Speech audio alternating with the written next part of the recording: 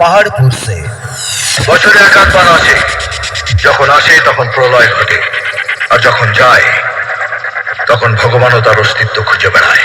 Alok music present Contai সে। आदमी कौन है जिंदगी पर इसे ना पैसों की परवाह है ना पावर का खौफ। लगता है इसे कोई गहरी चोट लगी है, ये किसी भी हद तक जा सकता है। इससे जरा होशियार रहना पड़ेगा। अब आएगा मजा।